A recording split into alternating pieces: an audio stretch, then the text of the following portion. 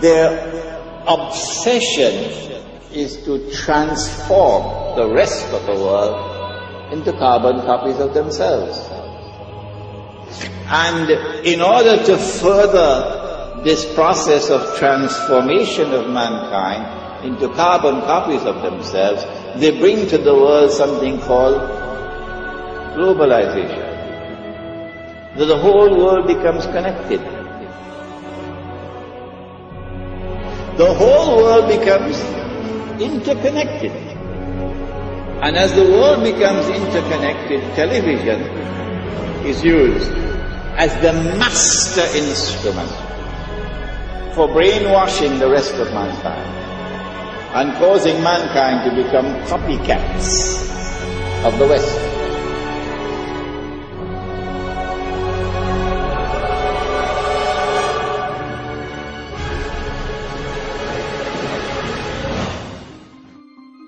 So in a sense, what we're seeing is using branding that is so enmeshed in our culture and in our lives as a way back into our own societies, a way to engage with globalization. Because if you pick up a shoe now, you have the story of globalization in your hand. You have leather that was maybe produced in Argentina, shipped to the Philippines, produced by a Korean subcontractor that went through a Hong Kong broker that was dealing with a company in Oregon. So you're looking at this thing, and if you can deconstruct it, if you can trace all the components through the global economy, and not only that, but find out how much that company that's selling you that shoe spent on advertising last year, and how much money they paid a superstar athlete to sponsor them, then you have the disparities of the global economy in miniature, the winners and the losers.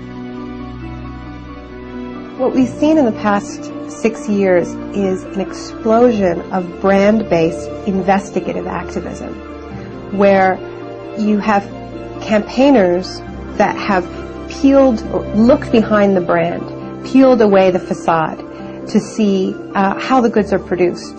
There are labor groups in the United States that have sponsored tours of Nike workers, of Gap workers, going to U.S. campuses, to community centers, to tell people how their products are produced. And of course, this is very uncomfortable for these companies, because even though they are the engines of globalization, they don't really believe in globalization, not this kind of globalization, right? I mean, their whole system depends on the world of production and the world of consumption staying safely apart, and there not being this connection at the grassroots where we learn the secrets behind our shiny, perfect, airbrushed global world.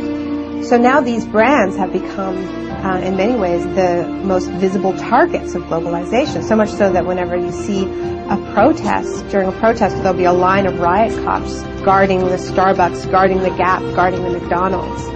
And this strikes me as tremendously symbolic, somehow, that they're guarding the facade, the entry point into the world of globalization. And what this activism is doing is it's putting them together. And it's going to the shiny facade of the brand outside the mall, outside the superstore, and saying, we know how your products are produced. That's what these campaigns do. They make globalization real. They say, it's about the food that you eat. It's about the clothes that you wear. It's about the toys you buy your kids.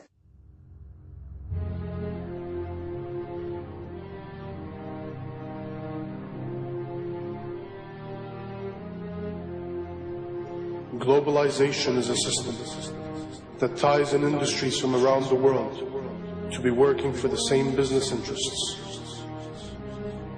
A machine, globally fulfilling the needs of the few, teaching you that humanity will perish without it.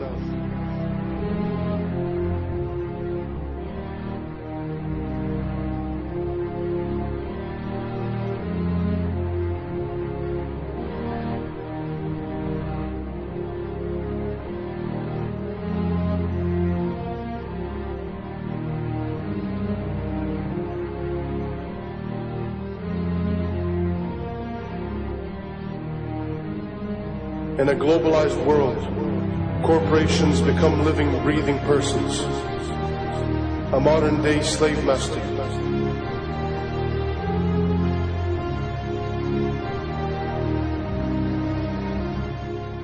These are a special kind of persons which are designed by law to be concerned only for their stockholders. and not say what are sometimes called their stakeholders, like the community or the workforce or whatever.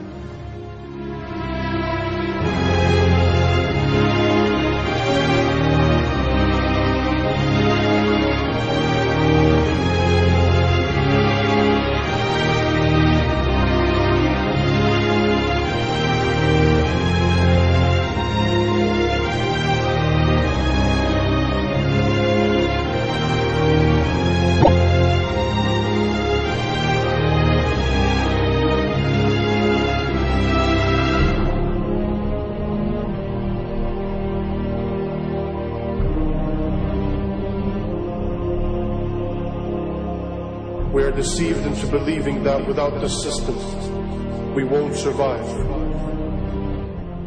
But in fact, the system won't survive without our support. Just like a beehive, it needs its drones. People who will never ask questions. People who will never step out of line.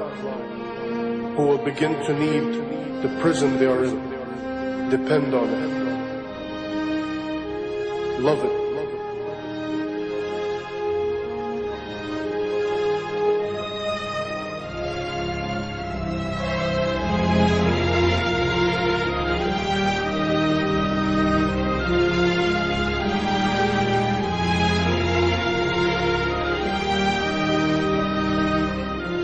Have we lost our humanity? Have we become the gears of the machine? A machine which only survives by feasting on us, guzzling us up, digesting us, only to excrete out its capital.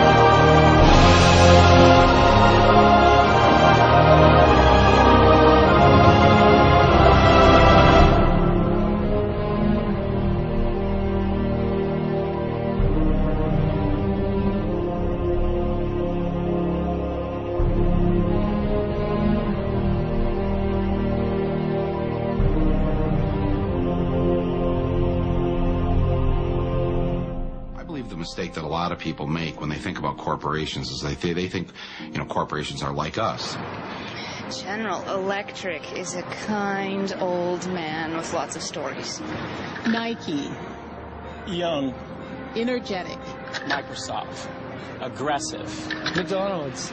Young. Outgoing. Monsanto. Immaculately dressed. Disney. Goofy. The Body Shop.